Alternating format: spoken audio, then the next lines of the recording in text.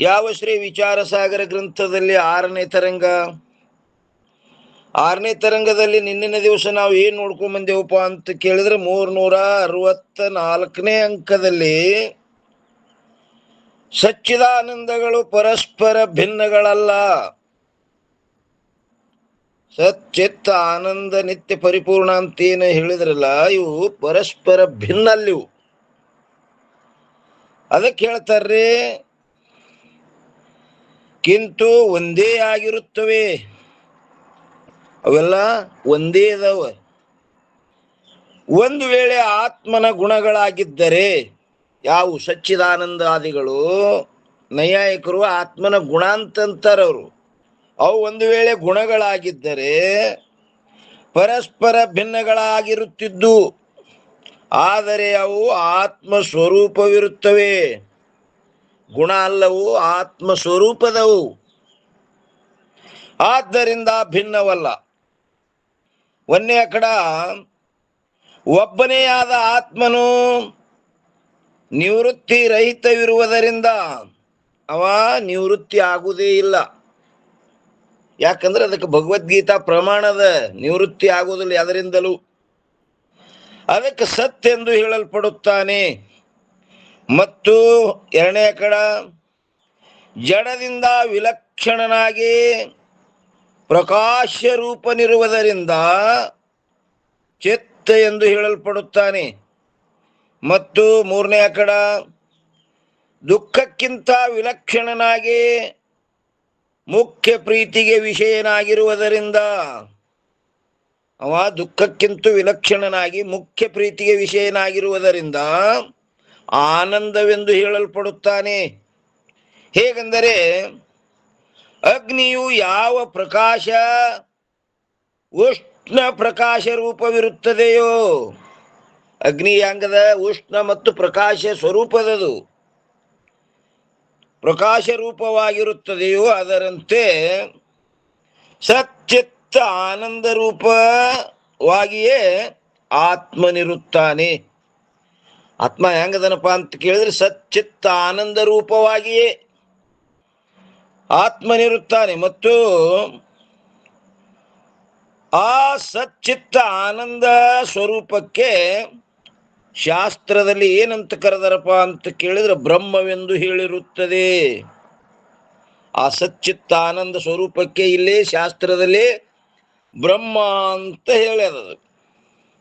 ಆದ್ದರಿಂದ ಆತ್ಮನು ಬ್ರಹ್ಮ ಸ್ವರೂಪನಿರುತ್ತಾನೆ. ಆತ್ಮ ಏನಾದ ಈಗ ಬ್ರಹ್ಮ ಸ್ವರೂಪ ಅದ. ಯಾಕೆ ಅವನು ಸಚ್ಚಿದಾನಂದ, ಇವರು ಸಚ್ಚಿದಾನಂದ. ಲಕ್ಷಣ ಸೌಮ್ಯ ಇರುವುದರಿಂದ ಐಕ್ಯ. ಮತ್ತು ಬ್ರಹ್ಮವೆಂದರೆ ವ್ಯಾಪಕವಿರುತ್ತದೆ.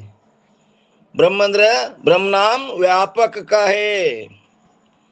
ಇನ್ನು ಒಂದೇ ಕಡ ಯಾವುದು ದೇಶದಿಂದ ಅಂತವಿರುವುದಿಲ್ಲವೋ ಅದು ವ್ಯಾಪಕವೆಂದು ಹೇಳಲ್ಪಡುತ್ತದೆ.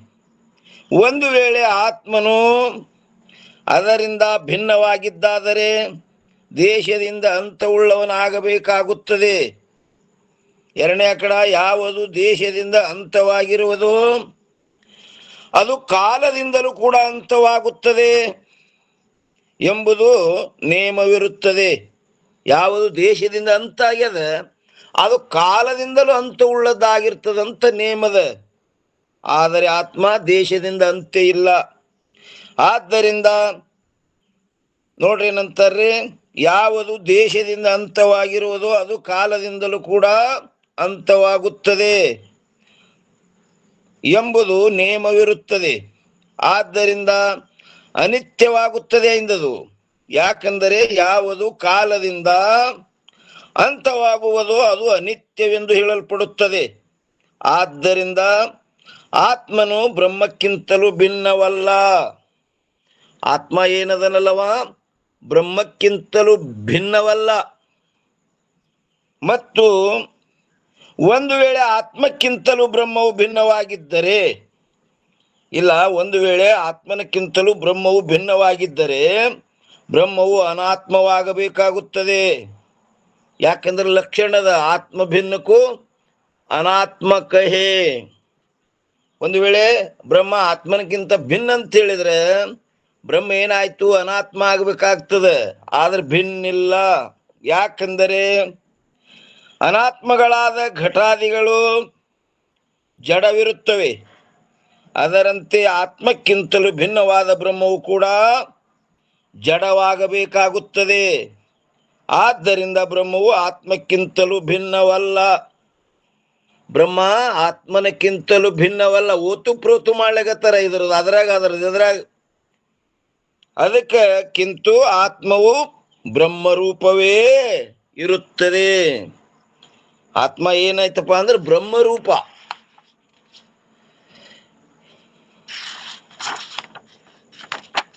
ಇನ್ ನೋಡ್ರಿ 365ನೇ ಅಂಕದಲ್ಲಿ ಏನ್ ಹೇಳ್ತಾರ್ರಿ, ಒಂದೇ ಅಕಡದೊಳಗ ಒಂದೇ ಚೇತನವು ಸಕಲ ಪ್ರಪಂಚಕ್ಕೂ ಹಾಗೂ ಮಾಯೆಗೂ ಅಧಿಷ್ಠಾನವಾಗಿರುತ್ತದೆ.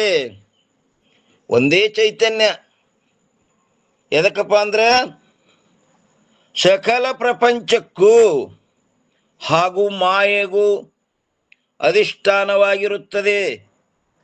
ಆದ್ದರಿಂದ ಬ್ರಹ್ಮವೆಂದು ಹೇಳಲ್ಪಡುತ್ತದೆ. ಇಲ್ಲೇನಾಯ್ತ್ರಿ, ಒಂದೇ ಚೈತನ್ಯ. ಅದು ಚೈತನ್ಯ ಅಂದ್ರೆ ಏನ್ರಿ?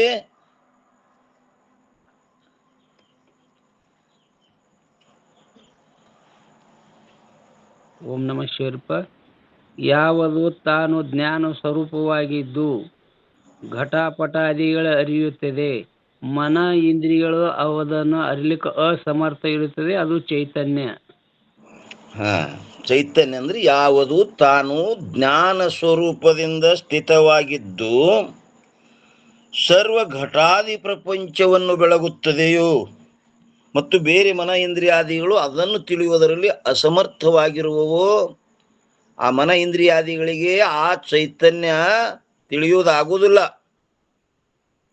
ಯಾಕಂದ್ರೆ ಅದು ಮನ ಇಂದ್ರಿಯಾದಿಗಳು ಹೆಂಗವಪ್ಪ ಅಂತ ಕೇಳಿದ್ರವು ಜಡದವು, ತಿಳಿಯೋ ಸಾಮರ್ಥ್ಯ ಅವಕ್ಕಿಲ್ಲ. ಅದಕ್ಕೇನಂತಾರೆ ಚೈತನ್ಯವು. ಒಂದೇ ಚೈತನ್ಯವು ಸಕಲ ಪ್ರಪಂಚಕ್ಕೂ, ನೀವು ಯಾವುದೇ ಹಿಡ್ರಿ, ಜಾಗ್ರದ ಹಿಡ್ರಿ, ಸ್ವಪ್ನದ ಹಿಡ್ರಿ, ಯಾವ ಹಿಡಿದ್ರು ಸಹಿತ ಸಕಲ ಪ್ರಪಂಚಕ್ಕೂ ಹಾಗೂ ಮಾಯೆಗೂ. ಯಾಕಂದ್ರೆ ಮಾಯಾ ಕಾರ್ಯವೆಲ್ಲ ಸಕಲ ಪ್ರಪಂಚ. ಆ ಕಾರ್ಯಕಾರಣ ಸಹಿತ ಹಿಡಿದ್ರು ಸಹಿತ ಸಕಲ ಪ್ರಪಂಚಕ್ಕೂ ಹಾಗೂ ಮಾಯೆಗೂ ಅಧಿಷ್ಠಾನವಾಗಿರುತ್ತದೆ. ಅಧಿಷ್ಠಾನ ಅಂದ್ರೆ ಓಂ ನಮಃ ಶಿವರಪ್ಪ. ಯಾವುದು ತಾನು ನಿರ್ವಿಕಾರ ರೂಪದಿಂದ ಸ್ಥಿತವಾಗಿದ್ದು ಅವಿದ್ಯಾಕೃತ ಕಲ್ಪಿತ ಕಾರ್ಯಕ್ಕೆ ಆಶ್ರಯವಾದದ್ದೇ ಅಧಿಷ್ಠಾನ. ಅಧಿಷ್ಠಾನ. ನೋಡ್ರಿ ಅಮ್ಮವ್ರು ಎಷ್ಟು ಚಂದ ಹೇಳಿದ್ರು.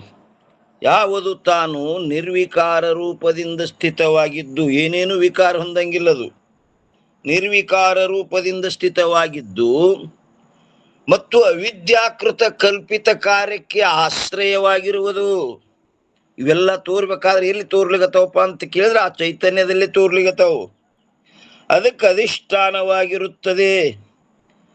ಆದ್ದರಿಂದ ಬ್ರಹ್ಮವೆಂದು ಹೇಳಲ್ಪಡುತ್ತದೆ. ಇನ್ನು ಎರಡನೇ ಕಡ ಅವಿದ್ಯೆಗೂ ಹಾಗೂ ವ್ಯಷ್ಟಿ ದೇಹಾದಿಗಳಿಗೂ ಅಧಿಷ್ಠಾನವಾಗಿರುವುದರಿಂದ, ಇಲ್ಲಿ ನೋಡ್ರಿ ಏನಂತಾರ, ಅವಿದ್ಯೆಗೂ ಹಾಗೂ ವ್ಯಷ್ಟಿ ದೇಹಾದಿಗಳಿಗೂ ಅಧಿಷ್ಠಾನವಾಗಿರುವುದರಿಂದ ಆತ್ಮವೆಂದು ಹೇಳಲ್ಪಡುತ್ತದೆ. ಇದಕ್ಕೆ ಆತ್ಮ ಯಾಕಂದ್ರಪ್ಪ ಅಂದ್ರ ಆ ಅವಿದ್ಯೆಗೂ ಮತ್ತು ವ್ಯಷ್ಟಿ ದೇಹಾದಿಗಳಿಗೂ ಅಧಿಷ್ಠಾನ ಆಗ್ಯದಿದು. ಅದು ಬ್ರಹ್ಮ ಯಾಕಂದ್ರಪ್ಪ ಅಂದ್ರೆ ಅದು ಬ್ರಹ್ಮಾಂಡಕ್ಕೆ ಅಧಿಷ್ಠಾನವಾದ್ದರಿಂದ, ಇದು ವ್ಯಷ್ಟಿ ದೇಹಾದಿಗಳಿಗೆ ಅಧಿಷ್ಠಾನವಾದ್ದರಿಂದ ಅದಕ್ಕೆ ಬ್ರಹ್ಮ, ಇದಕ್ಕೆ ಆತ್ಮ ಅಂತ ಕರೆದರ. ಇದು ಉಪಾದಿಯಿಂದ ಬಂದದ್ದು, ಆದ್ರೆ ವಾಸ್ತವಿಕವಾಗಿ ಅವಕ್ಕ ಹೆಸರೇ ಇಲ್ಲ. ಅವಿದ್ಯೆಗೂ ಹಾಗೂ ವ್ಯಷ್ಟಿ ದೇಹಾದಿಗಳಿಗೂ ಅಧಿಷ್ಠಾನವಾಗಿರುವುದರಿಂದ ಆತ್ಮವೆಂದು ಹೇಳಲ್ಪಡುತ್ತದೆ. ಇನ್ನು ಒಂದೇ ಕಡ ತತ್ಪದದ ಲಕ್ಷ್ಯಕ್ಕೆ ಬ್ರಹ್ಮವೆಂದು ಹೇಳುತ್ತಾರೆ. ಬ್ರಹ್ಮ ಎದಕ್ಕಂತಾರಪ್ಪ ಅಂತ ಕೇಳಿದ್ರೆ ತತ್ಪದದ ಲಕ್ಷ್ಯಕ್ಕೆ ಬ್ರಹ್ಮವೆಂದು ಹೇಳುತ್ತಾರೆ. ಮತ್ತು ಎರಡನೇ ಕಡದೊಳಗೆ ಏನ್ ಹೇಳ್ತಾರೆ, ತ್ವಂಪದದ ಲಕ್ಷ್ಯಕ್ಕೆ ಆತ್ಮವೆಂದು ಹೇಳುತ್ತಾರೆ. ಇನ್ನ ಮತ್ತೊಂದನೇ ಕಡದೊಳಗ ಈಶ್ವರ ಸಾಕ್ಷಿಯು ತತ್ಪದಕ್ಕೆ ಲಕ್ಷ್ಯವಿರುತ್ತದೆ. ಏನಂತಾರೆ? ಈಶ್ವರ ಸಾಕ್ಷಿಯು ತತ್ಪದಕ್ಕೆ ಲಕ್ಷ್ಯವಿರುತ್ತದೆ ಮತ್ತು ಜೀವ ಸಾಕ್ಷಿಯು ತ್ವಂ ಪದಕ್ಕೆ ಲಕ್ಷ್ಯವಿರುತ್ತದೆ. ಇನ್ನ ವ್ಯಷ್ಟಿ ಸಂಘಾತದ ಉಪಹಿತ ಚೇತನವು ನೋಡ್ರಿ ನಂತರ ವ್ಯಷ್ಟಿ ಸಂಘಾತ ಅಂದ್ರೆ ಎದಕ್ಕಂತಾರಮ್ಮ?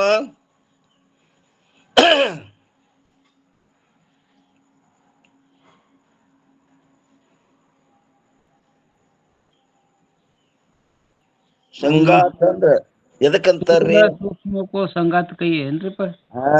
ಸ್ಥೂಲ ಸೂಕ್ಷ್ಮ ಆ ಸಮೂಹಕ್ಕೆ ಸಂಗಾತ. ಸ್ಥೂಲ ಸೂಕ್ಷ್ಮ ಸಮೂಹಕ್ಕೆ ಸಂಗಾತ. ವ್ಯಷ್ಟಿ ಸಂಗಾತದ ಉಪಹಿತ ಚೇತನವು ಜೀವ ಸಾಕ್ಷಿ ಎನಿಸುತ್ತದೆ ಮತ್ತು ಎರಡನೇ ಕಡ ಸಮಷ್ಟಿ ಸಂಗಾತದ ಉಪಹಿತ ಚೇತನವು ಈಶ್ವರ ಸಾಕ್ಷಿ ಎನಿಸುತ್ತದೆ. ಇಲ್ಲಿ ಯದ್ಯಪ ಒಬ್ಬ ಸಂಶಯ ತರ್ತಾನೆ. ಏನಂತಾನ? ಜೀವನಿಗೂ ಹಾಗೂ ಈಶ್ವರನಿಗೂ ಏಕತ್ವವು ಸಂಭವಿಸುವುದಿಲ್ಲವಲ್ಲ. ಯದ್ಯಪಗಾರ ನೀವು ಒಂದೇ ಹೇಳ್ತೀರಿ, ಜೀವನಿಗೂ ಹಾಗೂ ಈಶ್ವರನಿಗೂ ಏಕತ್ವ ಸಂಭವಿಸುವುದಿಲ್ಲವಲ್ಲ. ಅವ್ರಿಗೆ ಹ್ಯಾಂಗ ಏಕತ್ವ ಮಾಡ್ತೀರಿ? ಜೀವ ಅಲ್ಪಜ್ಞದನ, ಈಶ್ವರ ಸರ್ವಜ್ಞದನ. ಇಂಥ ಅದ್ಭುತ ಸೃಷ್ಟಿ ಮಾಡ್ಯಾನವ. ಇವನಿಗೆ ಒಂದು ಹುಲ್ಲು ಕಡ್ಡಿ ಮಾಡ್ಲಿಕ್ಕೆ ಬರಂಗಿಲ್ಲ. ಮತ್ತೆ ಹ್ಯಾಂಗ ಸಂಭವಿಸ್ತದ? ಜೀವನಿಗೂ ಹಾಗೂ ಈಶ್ವರನಿಗೂ ಏಕತ್ವ ಸಂಭವಿಸುವುದಿಲ್ಲವಲ್ಲ ಅಂದ ಕೂಡಲೇ ತಥಾಪಿಕಾರ ಏನ್ ಹೇಳ್ತಾರೆ ಸಮಾಧಾನ? ಜೀವ ಸಾಕ್ಷಿಗೂ ಹಾಗೂ ಈಶ್ವರ ಸಾಕ್ಷಿಗೂ ಉಪಾಧಿಗಳ ಭೇದದಿಂದ ಭೇದ ಬಂದಿರುತ್ತದೆ ಹೊರತು ಸ್ವರೂಪದಿಂದ ಅಲ್ಲ. ಭೇದ ಹೆಂಗ್ ಬಂದದಪ್ಪ ಅಂದ್ರೆ ಉಪಾದಿಯಿಂದ ಬಂದದ. ನೋಡ್ರಿ ಏನಂತಾರ್ರಿ? ತಥಾಪಿ ಜೀವ ಸಾಕ್ಷಿಗೂ ಹಾಗೂ ಈಶ್ವರ ಸಾಕ್ಷಿಗೂ ಉಪಾಧಿಗಳ ಭೇದದಿಂದ ಭೇದ ಬಂದಿರುತ್ತದೆ ಹೊರತು ಸ್ವರೂಪದಿಂದಲ್ಲ. ಸ್ವರೂಪತ ಒಂದೇ ಇರುತ್ತದೆ. ಹೇಗೆಂದರೆ ಮಠದಲ್ಲಿರುವ ಘಟಾಕಾಶ ನೋಡ್ರಿ ಏನಂತಾರ್ರಿ? ಮಠದಲ್ಲಿರುವ ಘಟಾಕಾಶ ಹಾಗೂ ಮಹಾಕಾಶಗಳ ಭೇದವು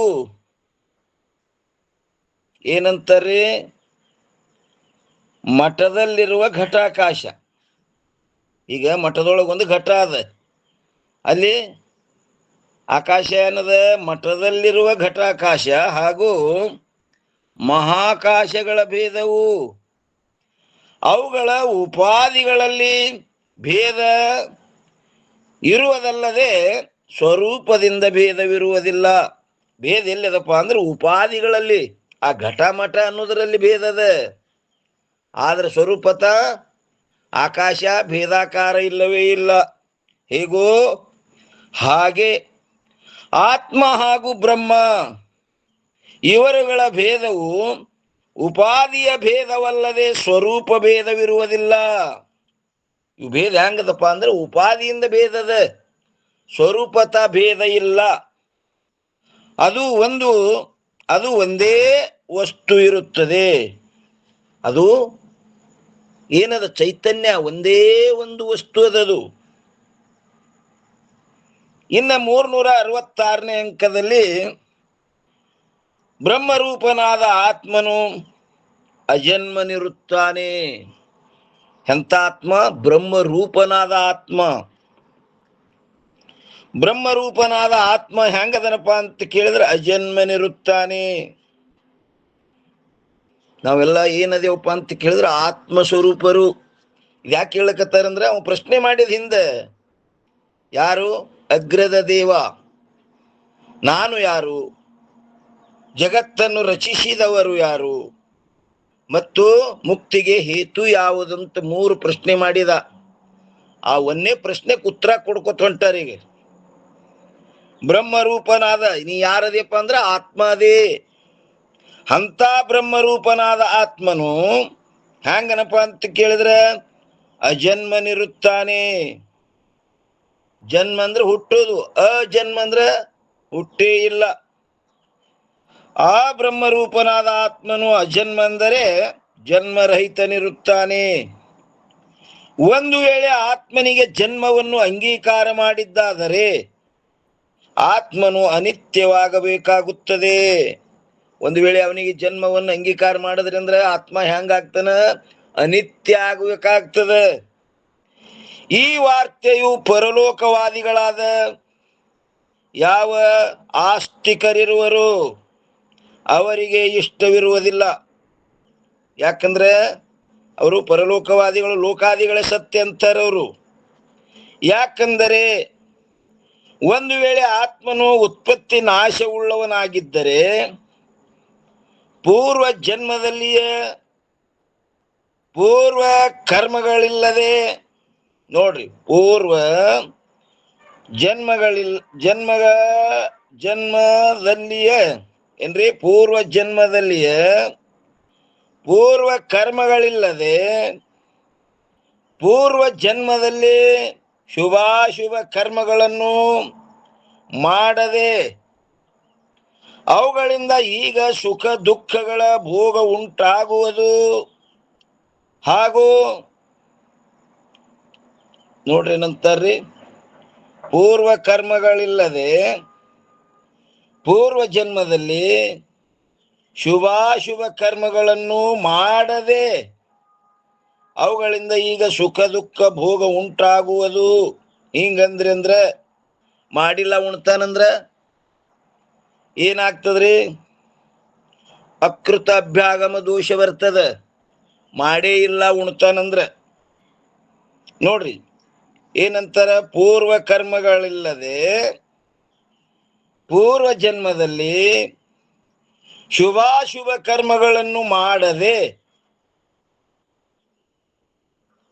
ಅವುಗಳಿಂದ ಈಗ ಸುಖ ದುಃಖಗಳು ಭೋಗ ಉಂಟಾಗುವುದು.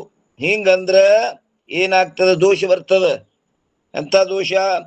ಅಕೃತ ಅಭ್ಯಾಗಮ ದೋಷ ಬರ್ತದ. ಒಂದು ವೇಳೆ ಆತ್ಮನು ಕರ್ತಾ ಭೋಕ್ತಾ ಎಂದು ಅಂಗೀಕಾರ ಮಾಡಿದಾಗ್ಯಾದರೂ ಕೂಡ ಆತ್ಮನು ಜನ್ಮ ಮರಣ ರಹಿತನೆಂದೇ ಅಂಗೀಕಾರ ಮಾಡಬೇಕಾಗುತ್ತದೆ. ಮತ್ತು ಒಂದು ವೇಳೆ ಆತ್ಮನಿಗೆ ಜನ್ಮವನ್ನು ಅಂಗೀಕಾರ ಮಾಡಿದ್ದಾದರೆ ಕಾರಣವಂತೂ ಇರಲಾರದೆ ಯಾವ ವಸ್ತುವಿಗೂ ಜನ್ಮವಾಗುವುದಿಲ್ಲ. ಆದರೆ ಕಾರಣದಿಂದಲೂ ಆತ್ಮನಿಗೆ ಜನ್ಮವನ್ನು ಹೇಳುವುದು ಸಂಭವಿಸುವುದಿಲ್ಲ. ಅದಕ್ಕೊಂದು ಕಾರಣ ಹೇಳಬೇಕಾಗ್ತದೆ ಎಂದು. ಯಾಕಂದರೆ ಯಾವುದು ಆತ್ಮನಿಗೆ ಕಾರಣವಾಗಿರುತ್ತದೆಯೋ ಆ ಕಾರಣವು ಆತ್ಮನಕ್ಕಿಂತಲೂ ಭಿನ್ನವಾಗಿಯೇ ಇರುತ್ತದೆ ಎಂದು ಹೇಳಬೇಕಾಗುತ್ತದೆ. ಹಾಗಾದರೆ ಆ ಆತ್ಮನಕ್ಕಿಂತಲೂ ಭಿನ್ನವಾಗಿರುವ ಸರ್ವವೆಲ್ಲವೂ ಆತ್ಮನಲ್ಲಿ ಕಲ್ಪಿತಗಳಾಗಿರುತ್ತವೆ. ಇವೆಲ್ಲ ಆತ್ಮನಲ್ಲಿ ಹೆಂಗದವಪ್ಪ ಅಂತ ಕೇಳಿದ್ರೆ ಕಲ್ಪಿತದವ. ಆದ್ದರಿಂದ ಆತ್ಮನಿಗೆ ಕಾರಣವಾಗುವುದು ಸಂಭವಿಸುವುದಿಲ್ಲ.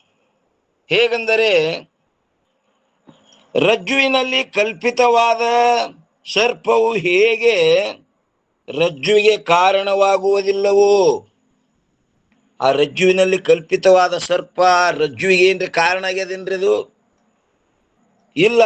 ಹಾಗೆ ಆತ್ಮನಲ್ಲಿ ಕಲ್ಪಿತವಾದ ವಸ್ತು ಆತ್ಮನಿಗೆ ಕಾರಣವಾಗಲಾರದು. ಅದು ಕಲ್ಪಿತದ, ಮೊದಲೇ ತಾನೇ ಕಲ್ಪಿತದ. ಕಲ್ಪಿತ ವಸ್ತು ಇನ್ನೊಂದಕ್ಕ ಕಾರಣ ಆಗ್ತದೇನ್ರಿ? ಇಲ್ಲ, ತಾನೇ ಸ್ವತಃ ಕಲ್ಪಿತದ.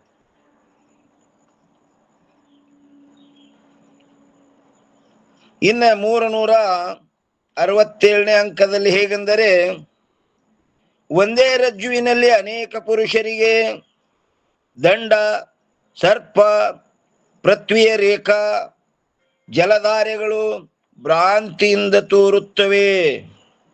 ಅವು ಅನೇಕ ಆಗಿ ತೋರಿದ್ರು ಹ್ಯಾಂಗ್ ತೋರ್ತಾವಪ್ಪ ಅಂದ್ರವು ಭ್ರಾಂತಿಯಿಂದ. ಆ ಭ್ರಾಂತಿಯಲ್ಲಿ 2 ಅಂಶಗಳಿರುತ್ತವೆ.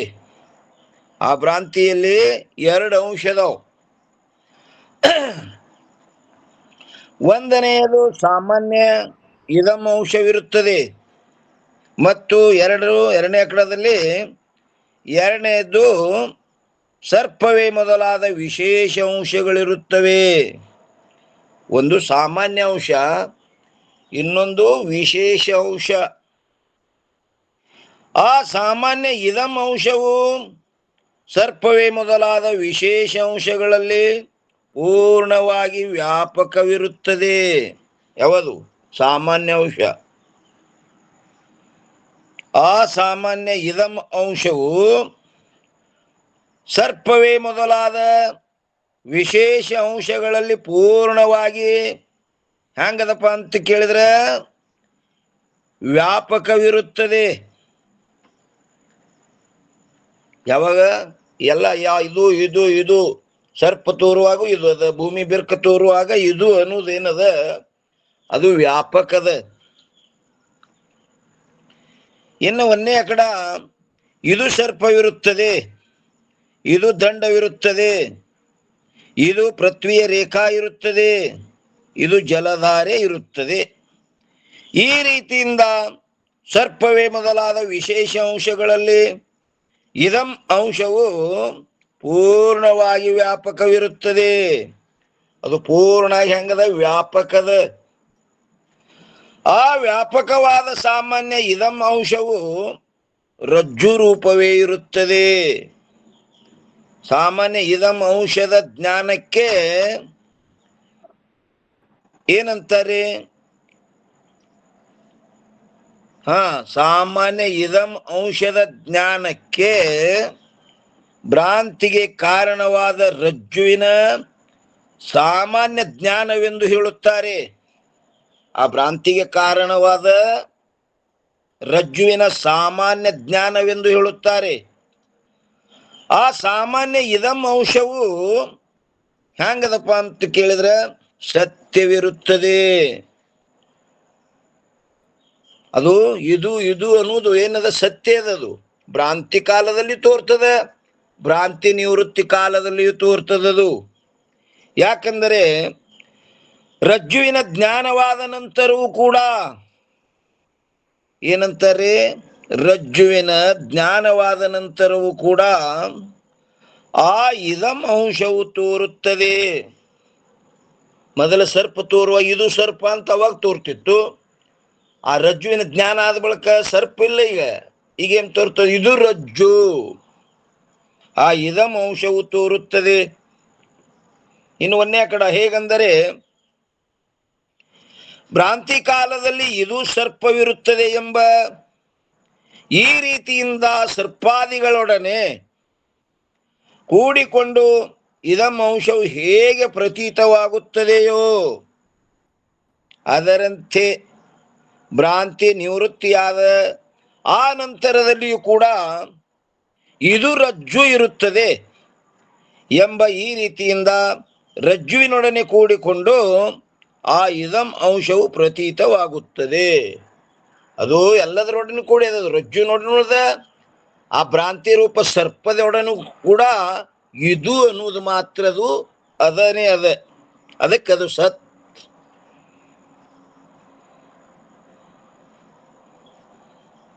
ಅದಕ್ಕೆ ನಿಜಗುಂಡ್ರಿ ಹೇಳಿಲ್ರಿ, ಇದ ಮೆನಿಸುವುದಕ್ಕೆ ತಾನಾಶ್ರಯ ಪದವಾಗಿ ಬಾಧೆ ಹೊಂದದೆ ತೋರುತ್ತೀಯ ಸತ್, ಅದು ನಿನ್ನ ನಿಜ. ಒಂದು ವೇಳೆ ಆ ಇದಂ ಅಂಶವು ಕೂಡ ಮಿಥ್ಯವಾಗಿದ್ದರೆ ಸರ್ಪಾದಿಗಳಂತೆ ಭ್ರಾಂತಿಯ ನಿವೃತ್ತಿಯ ಆ ನಂತರದಲ್ಲಿಯೂ ಕೂಡ ಆ ಇದಂ ಅಂಶವು ಪ್ರತೀತವಾಗಬಾರದಾಗಿತ್ತು. ಅದು ಒಂದ್ ವೇಳೆ ಮಿಥ್ಯ ಇತ್ತಂದ್ರೆ ಪ್ರತೀತ ಆಗಬಾರ್ದಾಗಿತ್ತದು. ಭ್ರಾಂತಿ ನಿವೃತ್ತಿ ಆದ ಬಳಕನು ಇದು ಅಂತ ಪ್ರತೀತಿ ಆಗ್ಲಿಕ್ಕತ್ತದ. ಆದ್ದರಿಂದ ಸರ್ಪವೇ ಮೊದಲಾದ ಭ್ರಾಂತಿಗಳಲ್ಲಿಯೂ ವ್ಯಾಪಕವಾದ ಆ ಯಾವ ಇದಂ ಅಂಶವು ಸತ್ಯವಿರುತ್ತದೆ. ಆ ಇದಂ ಅಂಶ ಏನದ? ಸತ್ಯದದು.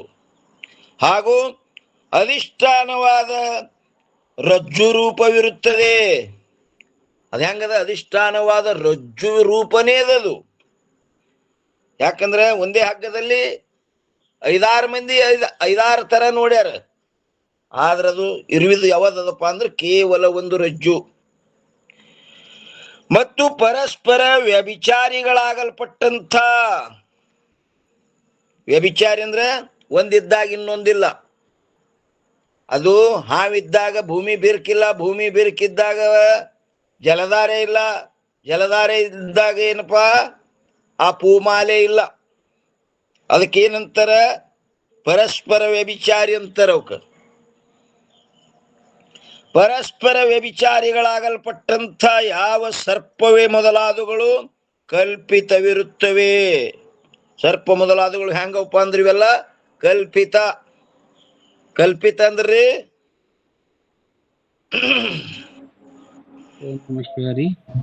ಯಾವುದು ಭ್ರಾಂತಿ ಕಾಲದಲ್ಲಿ ಸ್ವಪ್ನ ಪದಾರ್ಥದಂತೆ ಪ್ರತೀತಿಯಾಗುತ್ತದೆಯೋ ಅದು ಕಲ್ಪಿತವಾಗಿರುತ್ತದೆ.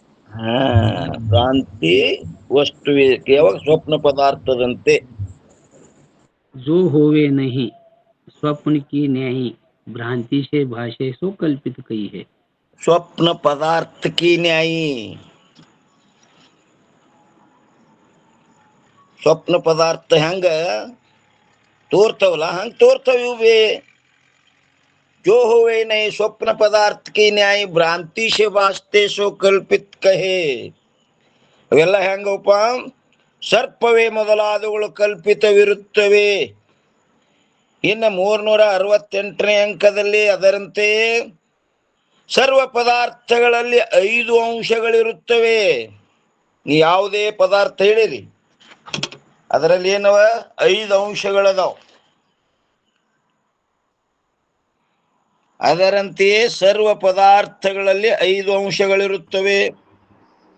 ಒಂದನೇದ್ದು ನಾಮ, ಎರಡನೇದ್ದು ರೂಪ, ಮೂರನೇದ್ದು ಅಷ್ಟೇ, ನಾಲ್ಕನೇದ್ದು ಭಾತೆ ಹಾಗೂ 5ನೇದ್ದು ಪ್ರಿಯ. ಇನ್ನು ಒಂದನೇದ್ದು ಘಟ ಎಂಬುದು 2 ಅಕ್ಷರವುಳ್ಳ ನಾಮ. ಘಟ ಅನ್ನೋದೇನು 2 ಅಕ್ಷರದಲ್ಲ, 2 ಅಕ್ಷರವುಳ್ಳ ನಾಮ ಮತ್ತು ಗೋಲವಾಗಿರುವುದು ಅದರ ರೂಪ. ಇನ್ನು ಮೂರನೇದ್ದು ಘಟ ಇರುತ್ತದೆ ಎಂಬುದು ಅಸ್ಥಿ, ಇರುವಿಕೆ, ಹಾಗೂ ಘಟ ಪ್ರತೀತಿಯಾಗುತ್ತದೆ ಎಂಬುದು ಭಾತಿ. ತೋರ್ತದಲ್ಲ ಘಟ, ಅದಕ್ಕೆ ಪ್ರತೀತಿ ಆಗ್ತದೆಂಬುದೇ ಭಾತಿ. ಮತ್ತು ಘಟ ಪ್ರಿಯವಿರುತ್ತದೆ. ಘಟ ಹೆಂಗದ? ನೀರು ತರ್ಲಿಕ್ಕ, ನೀರು ಕುಡ್ಲಿಕ್ಕೆ ನಮಗದು ಪ್ರಿಯದ ಎಂಬುದು ಆನಂದ. ಸರ್ಪ, ಸಿಂಹ ಮೊದಲಾದವುಗಳು, ಸರ್ಪಿಣಿ, ಸಿಂಹಿಣಿ ಮೊದಲಾದವುಗಳಿಗೆ ಪ್ರಿಯವಾಗಿರುತ್ತವೆ. ಅವು ಇನ್ನೊಬ್ರಿಗೆ ಪ್ರಿಯ ಇದ್ದಿತ್ತಂದ್ರು ಮತ್ತೊಬ್ರಿಗೆ ಏನವು ಪ್ರಿಯದವ. ಸರ್ಪ ಸರ್ಪಿಣಿಗೆ ಪ್ರಿಯದ, ಸಿಂಹ ಸಿಂಹಿಣಿಗೆ ಪ್ರಿಯದ. ಅದ್ಯಾಕೆ ಮನುಷ್ಯರು ನೋಡ್ರಿ, ಯಾರು ಹಾವುಗಾರ ಆಡ್ಸವ್ರಿಗೆ ಅವ್ರಿಗೂ ಪ್ರಿಯದದು. ಅವ್ರಿಗೆ ಹೊಟ್ಟೆ ತುಂಬಿಸಲ್ಕೊಳ್ಕ ಹಿಡಿದಾದ್ರು ಉಪಯೋಗ ಮಾಡ್ಕೋತಾರೆ, ಅವ್ರಿಗೆ ಪ್ರಿಯದ. ಇನ್ನೊಬ್ರಿಗೆ ಇರ್ಲಿಕ್ಕೆ ಮತ್ತೊಬ್ರಿಗೆ ಪ್ರಿಯದದು. ಈ ರೀತಿಯಿಂದ ಸರ್ವ ಪದಾರ್ಥಗಳಲ್ಲಿ 5 ಅಂಶಗಳಿರುತ್ತವೆ. ಸರ್ವ ಪದಾರ್ಥಗಳಲ್ಲಿ ಎಷ್ಟು ಅಂಶದವಪ್ಪ ಅಂದ್ರೆ 5. ಅಷ್ಟೇ, ಭಾತಿ, ಪ್ರಿಯ, ನಾಮ, ರೂಪ. ಇನ್ನ ಒಂದರೊಳಗೆ ಎರಡನೇದ್ದು ನಾಮರೂಪಗಳು ಹೆಂಗವಪ್ಪ ಅಂತ ಕೇಳಿದ್ರೆ ವ್ಯಭಿಚಾರಿಗಳಿರುತ್ತವೆ. ನಾಮರೂಪಗಳು ವ್ಯಭಿಚಾರಿ. ಯಾಕೆ? ಒಂದಕ್ಕಿದ್ದ ನಾಮ ಇನ್ನೊಂದಕ್ಕಿಲ್ಲ, ಒಂದಕ್ಕಿದ್ದ ರೂಪ ಇನ್ನೊಂದಕ್ಕಿಲ್ಲ. ನಾಮರೂಪಗಳು ಹೆಂಗದವಪ್ಪ ಅಂದ್ರೆ ವ್ಯಭಿಚಾರಿಗಳಾಗಿರುತ್ತವೆ. ಇನ್ನ 3ರೊಳಗೆ 5 ಏನ್ ಹೇಳ್ತಾರ್ರಿ? ಅವುಗಳಲ್ಲಿ ಅಂದ್ರೆ ಅಸ್ಥಿ, ಭಾತಿ, ಪ್ರಿಯ ಅವುಗಳಲ್ಲಿ ಹೇಳ್ತಾರ. ಅಸ್ಥಿ, ಭಾತಿ, ಪ್ರಿಯ ರೂಪವೆಂಬ 3 ಅಂಶಗಳು ಸರ್ವ ಪದಾರ್ಥಗಳಲ್ಲಿ ವ್ಯಾಪಕವಾಗಿರುತ್ತವೆ. ಸರ್ವ ಪದಾರ್ಥಗಳಲ್ಲಿ ಹೆಂಗವಪ್ಪ ಅಂದ್ರೆ ವ್ಯಾಪಕದವು. ಅವು ಒಳಗಿರ್ತಾವ. ಇವು ಏನ್ ಮಾಡ್ತಾವ್ರಿ? ಇವು ನಾಮರೂಪ ಹೊರಗಿರ್ತಾವ. ನಾಮರೂಪ ಎದರ ಅಂಶ? ನೀವು ಮಾಯಾ ಅಂಶರಿಪ್ಪ. ಮಾಯೆಯ ಅಂಶಗಳು. ಅಸ್ಥಿಭಾತಿ ಪ್ರಿಯ ಎದರದ್ರಿ ಅವು? ಬ್ರಹ್ಮನ ಅಂಶರಿಪ್ಪ. ಬ್ರಹ್ಮನ ಅಂಶ. ಹ್ಮ್. ಅದಕ್ಕೆ ನಿಜಗೊಂಡು ಹೇಳಿದ್ರು, ನಾಮರೂಪಗಳು ಉಂಟೆ ಅರಸಲು ಸೀಮೆ ರೈತನು ನೀನೆ ಒಬ್ಬನೇ, ಭೂಮರೂಪದ ದಕ್ಷಿಣಾಮೂರ್ತಿಗೆ ನಮಿಸುವೆನು. ನಾಮರೂಪಗಳು ಉಂಟೆ ಅರಸಲು ವಿಚಾರ ಮಾಡಿದ್ರೆ ಒದವೇನಂದ್ರೆ ಇಲ್ಲವು. ಅವು ಎದರದು? ಮಾಯಾ ಅಂಶದವು. ಅವು ನಾಮರೂಪ ಮಾಯಾ ಅಂಶದವ. ಈ ಶರೀರದಲ್ಲಿ ಬಿ ನೋಡ್ರಿ ನೀವು, ತಂದೆವು ಅಂಶನೂ ಅದಾವ, ತಾಯಿ ಅಂಶನೂ ಅದಾವ. ಇದ್ರೊಳಗೆ ತಾಯಿ ಅಂಶ ಯಾವಾಗಲೂ ಹೊರಗದಾವು, ತಂದೆ ಅಂಶ ಒಳಗದಾವು. ತಾಯಿ ಅಂಶ ಏನೇನದಾವ್ರಿ ಇದ್ರೊಳಗ?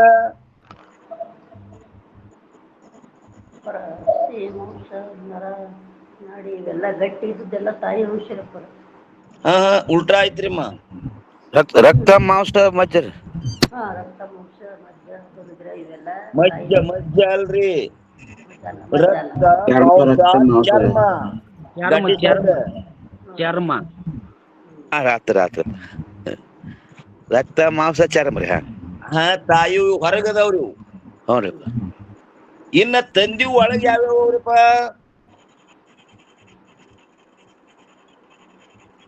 ಇದು ರೀ ಅದ ಮಜ್ಜನ ಅಸ್ಥಿ ಮಾಂಸ ಮಜ್ಜ ಮಾಂಸ ಅಲ್ರಿ, ಮಾಂಸ ತಾಯಿದ್ ಬಂತ್ರಿಮ್ಮ. ಅಸ್ಥಿ ನಾಡಿ ನರಗಳು ಬರೋದು ಅಸ್ಥಿ ನಾಡಿ ಮಜ್ಜ. ಹಾ ಮಜ್ಜ. ಮಜ್ಜ ಅಂದ್ರಿ ಮಜ್ಜ ಅಂದ್ರ ಆ ಎಲುವಿನಲ್ಲಿ ಒಳಗ ಒಂದ ಕಪ್ಪಾದಂತ ಪದಾರ್ಥ ಇರ್ತದ್ರಿ, ಅದು ಮಜ್ಜ ಅಂತ. ಹಾ ಎಲುವಿನೊಳಗಿನ ರಸ. ಮಜ್ಜ ಅಂದ್ರೆ ಎಲುವಿನೊಳಗಿನ ರಸ. ತಂದಿ ಅಂಶ ಯಾವು? ಅಷ್ಟೇ ನರ ಮಜ್ಜ.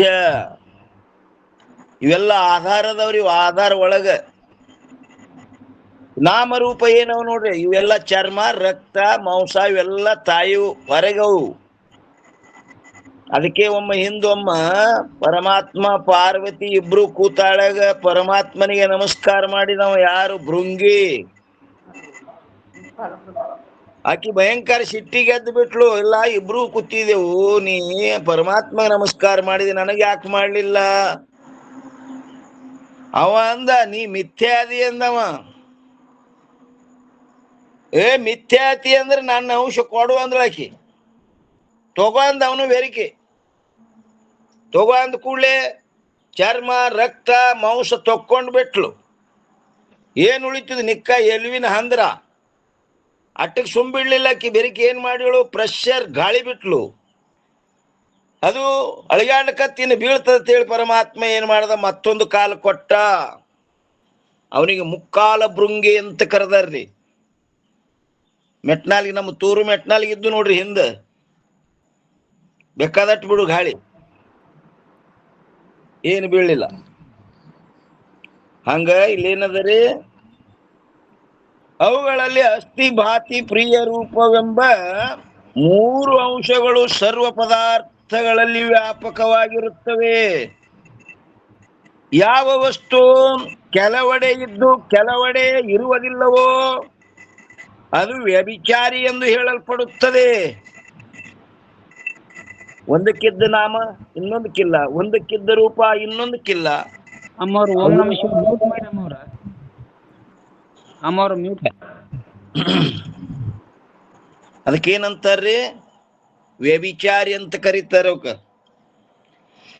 ಯಾವ ವಸ್ತು ಕೆಲವೆಡೆ ಇದ್ದು ಕೆಲವೆಡೆ ಇರುವುದಿಲ್ಲವೋ ಅದು ವ್ಯಭಿಚಾರಿ ಎಂದು ಹೇಳಲ್ಪಡುತ್ತದೆ.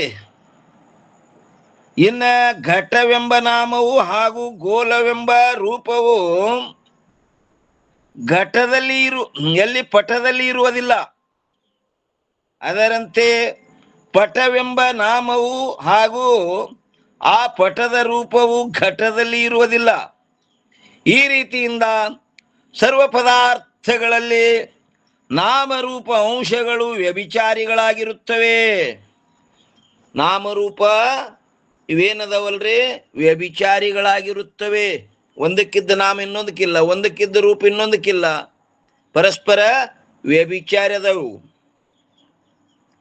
ಇನ್ನ ಅಸ್ಥಿ ಭಾತಿ ಪ್ರಿಯ ರೂಪಗಳು ಸರ್ವದರಲ್ಲಿ ಅನುಗತವಾಗಿರುತ್ತವೆ.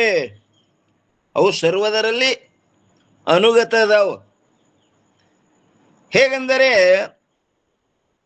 ಸತ್ಯವಾಗಿಯೂ ಹಾಗೂ ಅಧಿಷ್ಠಾನವಾಗಿಯೂ ಇರುವ ಯಾವ ಇದಂ ಅಂಶವು ಸರ್ಪದಂಡಾದಿಗಳಲ್ಲಿ ಹೇಗೆ ಅನುಗತವಾಗಿರುತ್ತದೆಯೋ ಅದರಂತೆ ಸತ್ವರೂಪವಾಗಿಯೂ ಹಾಗೂ ಅಧಿಷ್ಠಾನ ರೂಪವಾಗಿಯೂ ಇರುವ ಯಾವ ಅಸ್ಥಿಭಾತಿ ಪ್ರಿಯ ರೂಪ ಅಂಶಗಳು ಸರ್ವ ಪದಾರ್ಥಗಳಲ್ಲಿ ಅನುಗತವಾಗಿರುತ್ತವೆ. ಸರ್ವ ಪದಾರ್ಥಗಳಲ್ಲಿ ಹೆಂಗದವಪ್ಪ ಅಂದ್ರೆ ಅನುಗತ ಅದವೇ ಅದಾವವು.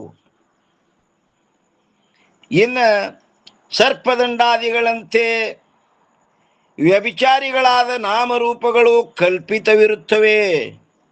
ಆ ನಾಮರೂಪಗಳು ಹೆಂಗವಪ್ಪ ಅಂದ್ರೆ ಕಲ್ಪಿತ.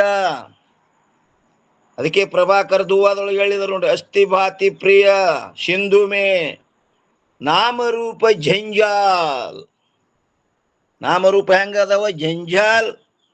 ಅವು ಕೇವಲ ತೋರಿಕೆ, ಇರುವಿಕೆ ಇಲ್ಲ ಅವಕ್ಕ. ದಂಡಾದಿಗಳಂತೆ ವ್ಯಭಿಚಾರಿಗಳಾದ ನಾಮರೂಪಗಳು ಕಲ್ಪಿತವಿರುತ್ತವೆ. ಮತ್ತು ಅಸ್ಥಿಭಾತಿ ಪ್ರಿಯಗಳು ಸಚ್ಚಿದಾನಂದ ರೂಪವಾಗಿರುವುದರಿಂದ ಅವು ಹೆಂಗವಪ್ಪ ಅಂದ್ರೆ ಸಚ್ಚಿದಾನಂದ ರೂಪದವು ಆತ್ಮ ಸ್ವರೂಪಗಳಾಗಿರುತ್ತವೆ. ಅಸ್ಥಿಭಾತಿ ಪ್ರಿಯ ಏನದವಪ್ಪ ಅಂದ್ರೆ ಆತ್ಮ ಸ್ವರೂಪಗಳಾಗಿರುತ್ತವೆ. ಈ ರೀತಿಯಿಂದ ಸಚ್ಚಿದಾನಂದ ರೂಪ ಆತ್ಮನಲ್ಲಿ ಸರ್ವನಾಮರೂಪ ಪ್ರಪಂಚವು ಕಲ್ಪಿತವಿರುತ್ತದೆ. ಇವೆಲ್ಲ ಆತ್ಮನಲ್ಲಿ ಹೆಂಗದವಪ್ಪ ಅಂತ ಕೇಳಿದ್ರೆ ಸರ್ವನಾಮರೂಪ ಪ್ರಪಂಚವು ಕಲ್ಪಿತ, ಇಲ್ಲವೇ ಇಲ್ಲ. ಅದ ಅಂತ ನಾವು ಭ್ರಾಂತಿಯಿಂದ ಹಕ ಹೊಡ್ಲಿಗತ್ತೀವಿ. ಅದು ಕೇವಲ ಏನದಪ್ಪ ಅಂತ ಕೇಳಿದ್ರೆ ಆತ್ಮ ಸ್ವರೂಪದ, ಆತ್ಮನ ವ್ಯತಿರಿಕ್ತ ಅನ್ಯ ವಸ್ತುನೇ ಇಲ್ಲ. ಅದ ಅಂದ್ರೆ ಅದು ನಿನ್ನ ಭ್ರಾಂತಿ. ಆತ್ಮೈವೇದಂ ಸರ್ವಂ ನೇಹ ನಾನಾಸ್ತಿ ಕಿಂಚನ ಶ್ರುತಿ ಅದ. ಅದಕ್ಕೆ ಆ ಶ್ರುತಿ ಮಾತನು ನಮ್ಮ ಕಿವ್ಯಾಗ ಹೋಗ್ಲಿಲ್ಲ ಅಂದ್ರೆ ಏನ್ ಮಾಡ್ಬೇಕೇನು? ಶ್ರುತಿ ಅದು ಬರದ ಬರೇ ತಾಯಿ ಮಾತು, ಶ್ರುತಿ ಮಾತೆ. ಆ ತಾಯಿ ಮಾತನ್ನು ತಿರಸ್ಕಾರ ಮಾಡ್ತೇವಂದ್ರೆ ಎಷ್ಟು ಮೂರ್ಖರು ನಾವು. ಅದಕ್ಕಿಲ್ಲಿ ಏನ್ ಹೇಳ್ತಾರೆ, ನಾಮರೂಪ ಪ್ರಪಂಚವು ಕಲ್ಪಿತವಿರುತ್ತದೆ, ಇಲ್ಲದು ಅದ ಅಂತ ಹಕ ಹೊಡ್ಡಿಗತ್ತೀವಿ. ಅದಕ್ಕೆ ನಿಜಗುಂಡ್ರು ಹೇಳಿದರು, ನೆನಸಿನ ಅಖಿಳ ಜಗವೆಲ್ಲ ಪುಷಿ, ಕನಸಿನಂದದಿ ನಿತ್ಯವಲ್ಲ. ಜನನಾದಿ ವಿಕೃತಿ ಒಂದಿಲ್ಲ ನಿನಗೆ ಎನ್ನುತ್ತಿವೆ, ಶ್ರುತಿ ಕುಲವಿಲ್ಲ.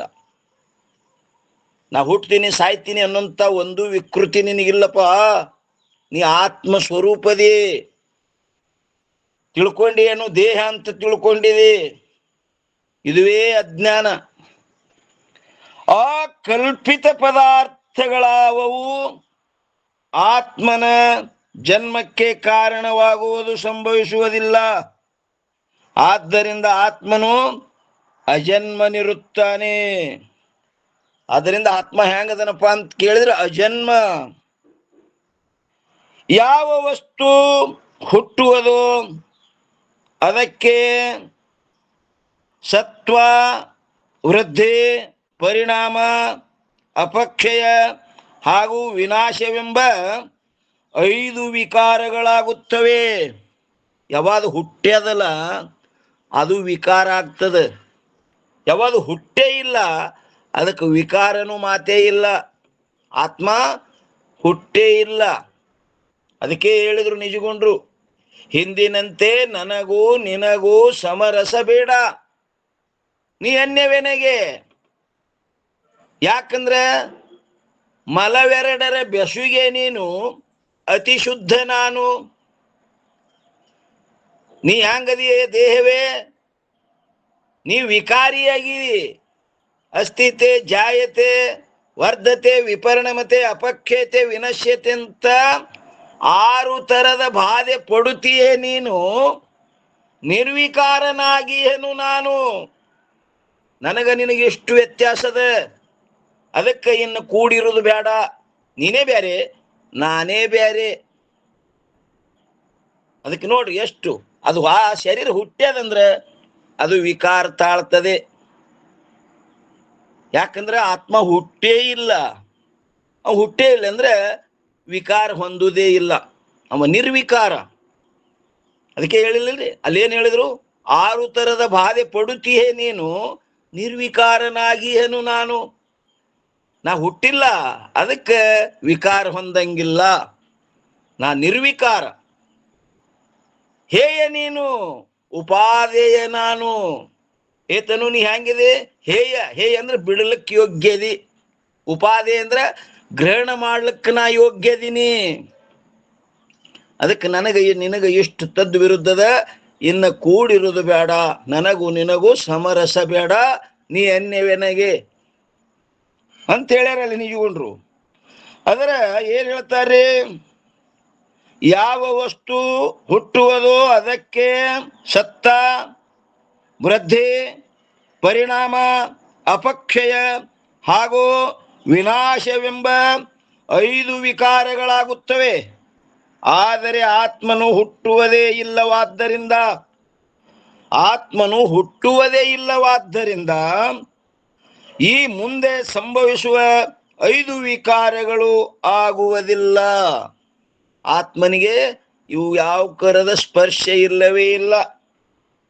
ಈ ರೀತಿಯಿಂದ ಆತ್ಮನ ಅಂದರೆ ಜನ್ಮವೇ ಮೊದಲಾದ 6 ವಿಕಾರಗಳಿಂದ ರಹಿತನಾಗಿ ಆತ್ಮನಿರುತ್ತಾನೆ. ಮತ್ತು ಸತ್ತ ಅಂದರೆ ಪ್ರಕಟವಾಗುವಿಕೆ. ಇಲ್ಲೊಂದು ಟಿಪ್ಪಣಿ ಕೊಟ್ಟಾರ ನೋಡಿ, 411 411 ಹೋಗ್ಯದ ನೋಡ್ರಿ. ಹಿಂದೆ ಎಲ್ಲಿ ಹೋಗ್ಯದು?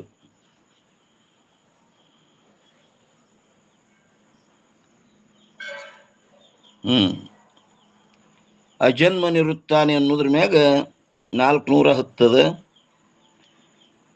ಜನ್ಮದಿಂದ ರೈತನಿರುತ್ತಾನೆ ಅಷ್ಟೇ ಅದಲ್ಲಿ. ಇನ್ನು 411 ಎದ್ರ ಮ್ಯಾಗ ಬಂದದ್ರಪ್ಪ ಅಂತ ಕೇಳಿದ್ರೆ, ಸತ್ತ ಅಂದರೆ ಪ್ರಕಟವಾಗುವಿಕೆ.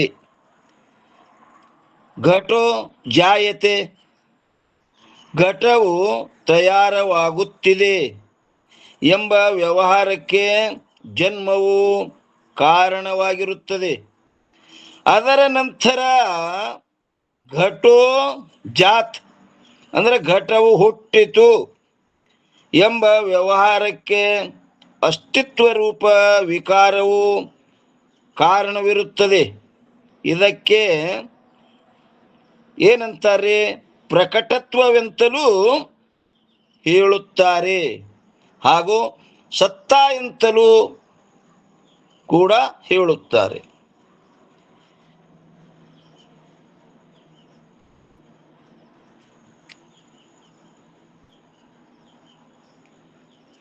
ಸತ್ತ ಅಂದರೆ ಪ್ರಕಟವಾಗುವಿಕೆ, ಹಾಗೂ ಅಪಕ್ಷಯವೆಂದರೆ ಕಡಿಮೆಯಾಗುವಿಕೆ.